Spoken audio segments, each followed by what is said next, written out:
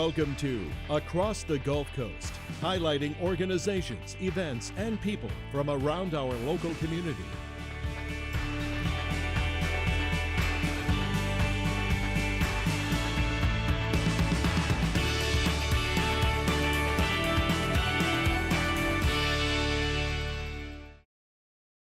Hello and welcome back to Across the Gulf Coast. Well, as you can tell, we've now made our way to our Oakland County studio, where we're going to talk about hurricane preparations and what you need to do to prepare if you live along the Emerald Coast. And joining me to talk about Oakland County's preparations is Randy McDaniel. Good morning. He's the Emergency Management Chief. Randy, thank you. Good morning. Good morning. We've kind of already talked about the 2017 Atlantic season and what to expect there. So let's talk about from Oakland County's perspective. What are some of the things you guys are doing now as hurricane season is starting and ramping up? What are some of the things you guys are doing now to prepare? Of course, like the other counties, we've held our hurricane exercise. So we've done our training for the year, which we had very good response to the training. We had so many people show up for the exercise, we didn't have enough seats for everyone in the EOC. Well, that's a good thing. It was a very good thing. When you run out of seats and you have 92 of them and you're pulling seats out of offices, it's a good thing. Absolutely. But we had a very good exercise. We're now checking all of our equipment, making sure everything's ready to go, charging everything up so that when June 1st hits, we're primed and ready. So, all right, so you guys are primed and ready. What do I need to do at home? What do the viewers need to do to get ready themselves? They really need to look at the area around them, kind of do a hazard analysis, which is what we do as an EM office. They need to look at the different types of things that can happen around their home, whether their home is isolated by one way in, one way out, and then make plans to deal with those things. They need to look around their home. Are there tall trees that if a hurricane came in, it could blow a tree over on their home? Things of that nature. Are the tree limbs into the power lines, which would take your power out? So they need to look at those kinds of things and do an assessment around their home and then put together a disaster plan, an all hazards plan. I know the big thing that we concentrate on here is hurricanes. Sure. But there are different things. We could have floods, we could have wildfires, you could have a technological issue where a hazmat release occurs near your home. You really need to take a look at those things that could happen near you and then make a contingency plan. How am I going to deal with that? If you're close to an interstate or someplace where hazardous materials are transported, you need to know how to shelter in place because there may not be time enough for you to evacuate. So you have to have a shelter in place plan and a kit, which is very simple to put together, but it's things you need to do ahead of time. That's a good point because since the last hurricane, since the last direct impact that we've had so many other events that have taken place. You know, the floods, we have ice storms, we have an oil spill. I mean, there's so many different things that have taken place. So you're absolutely right. You need to be prepared for anything, right? Yes. You need to really take a good look at anything that could happen and then determine how you're going to deal with those things if it's going to impact you. And that really is knowing where you live. Knowing where your home is located, what kind of hazard areas. If you're, of course, if you're closer to the coast, along the coastline, could be surges. If you're in the northern end of the county near a river basin, it could be flooding from rivers or flash flooding from runoff from creeks and streams.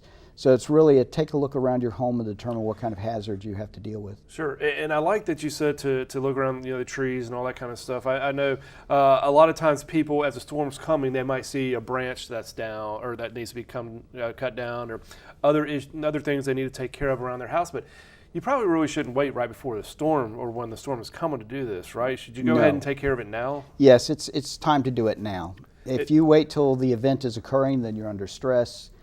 You're not thinking clearly and you can make mistakes. So now's the time to take a look, determine what do I need to really do while it's blue skies, and then you can go ahead and deal with those issues. And then what happens, because if I did cut down a tree limb now, I guess, and I put it on the side of the street, well, they're not going to pick it up before the hurricane strikes. No, they're not. So now you have these things that might be blocking storm drains or flying around in the wind. Well, they can become projectiles. Sure. So if you're trimming things up, if you have a lot of lawn decorations out there, things that you have in your yard that, they're nice from day to day, but if a storm is coming, you really have to have a plan of where you're going to store those things, because once those winds start blowing, they become projectiles. And then the plywood shutters you have are challenged trying to keep the projectiles from coming through. Sure. So let's talk about if a storm is coming our way and maybe I want to evacuate. I think it might be a good idea to get out of harm's way. What are some of maybe the evacuation routes out of Oakland County, and then where are some shelters here within the county? Of course, we have our primary evacuation routes. We have Highway 85, you have Highway 90, the I-10, There are other ways to go north out of the county besides Highway 85 straight up through the county. Once you get to Crestview, you could actually go across P.J. Adams to Highway 90 and then up through Baker, because that takes you up to Alabama. But you need to determine now how you're going to evacuate. If that is part of your plan to evacuate, take a look at your routes. You need to pick ahead of time, where am I going to go? So instead of trying to figure out what hotel you're going to at that time, you pick a hotel that's maybe northeast of us, and one that's northwest of us, and one that's directly north of us, so that depending on which direction the storm's coming in, you go the opposite direction. And then have the numbers for those hotels handy so you can call and make reservations. And if you have pets, you want to take your pets with you.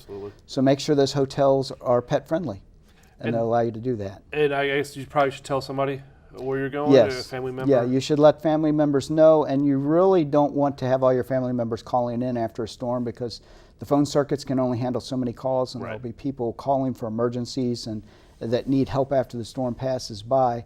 So pick one family friend, let all of your family know that that's who I'm going to call, and then when the storm's over, if you decide to stay here and not evacuate, then you call that one person and say, we're okay, and when things start to turn to normal a little bit, we'll call you back. And then all your family friends can call that one person, and it doesn't tie up the phone circuits here. But say I can't get out. I don't have transportation or means to go to a hotel. What are the plans for local shelters? Well, we have several shelters. Now, the first two that we would open would be Davidson Middle School in Crestview, and that's a general populace and a special needs shelter. So people with some special medical needs that need power, that building is completely wired for generator support. So even if it loses commercial power, the generator will automatically start and it'll power the building. Then we have the Orator Arena, which is on the Northwest Florida State College campus in Niceville, and that's actually a Category 5 storm shelter. And it will open as well. Then once those two shelters become at 75% capacity, then we go to Shoal River Middle School and Riverside Elementary. And I think it's important to remind people to bring everything that you need to these shelters, and including sleeping materials, because it's not exactly a 5-star resort that you guys are opening It up. is not meant to be a hotel. It is a shelter. So when they come to the shelter, they want to bring snacks that they want. Now, there will be food there, but it's going to be shelter food.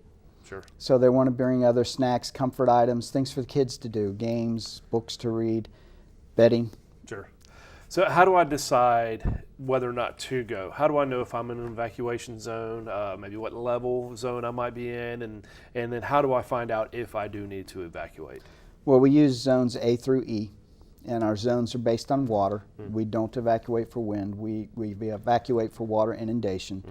So they really need to go online at the county's website. You can actually go in there and you can go into the GIS section and look at the evacuation sites and see if your home falls in one. Or you can go to the public safety webpage, and there's actually a place where you type in your address and it will bring up a map and tell you if you live in an evacuation zone. Then as we do evacuations and we need to order those to start occurring, we're going to tell you through the media what time it's going to occur. We're going to tell you on Facebook what time it's going to occur and which zones we're going to do. So you need to do a little pre-planning to know if you live in one of those zones and it affects you.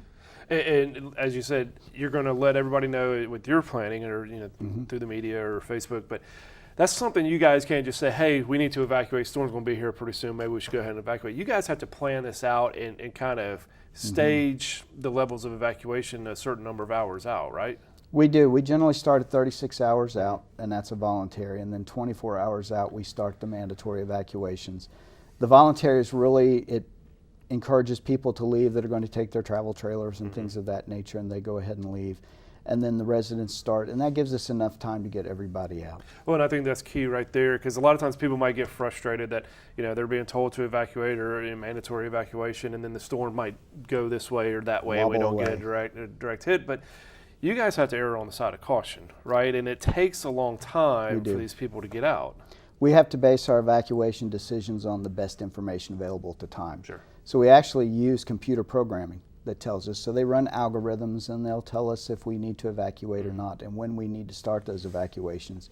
We don't like to start them in the dark, so we try to start evacuations when it's light. So we may have to go out a little bit earlier, but what we want to do is make sure that people have the time to get out, and it will take several hours to get the population out of those hazard zones.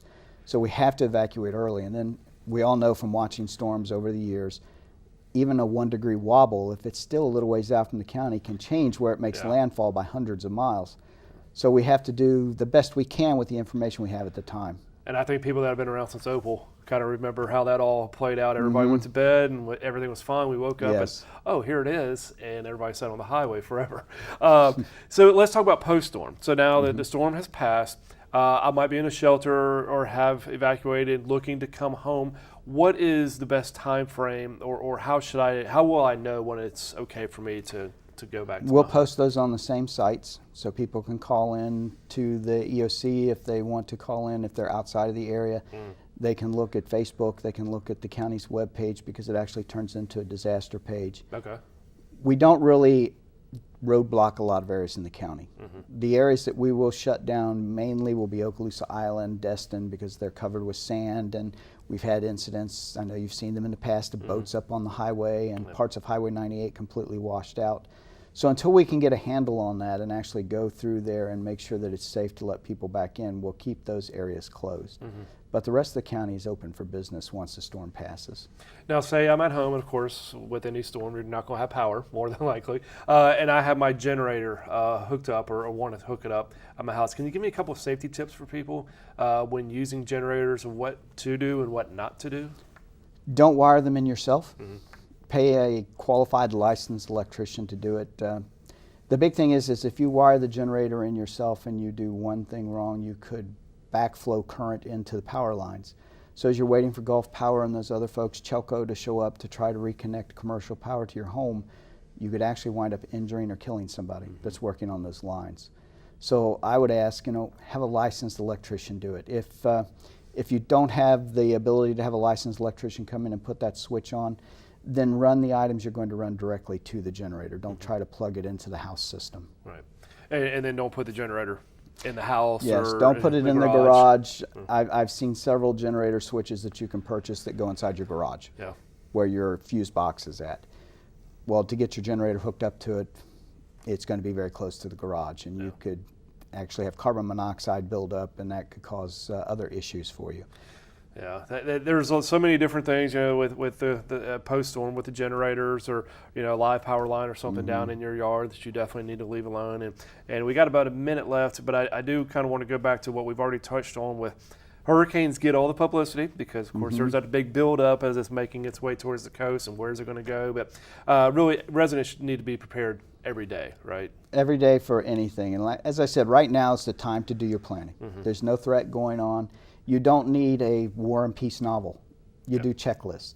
If this occurs, you may live near the Eglin Reservation, so you have that urban interface with wildfire. So what do I need to do to take care of that? Have a checklist.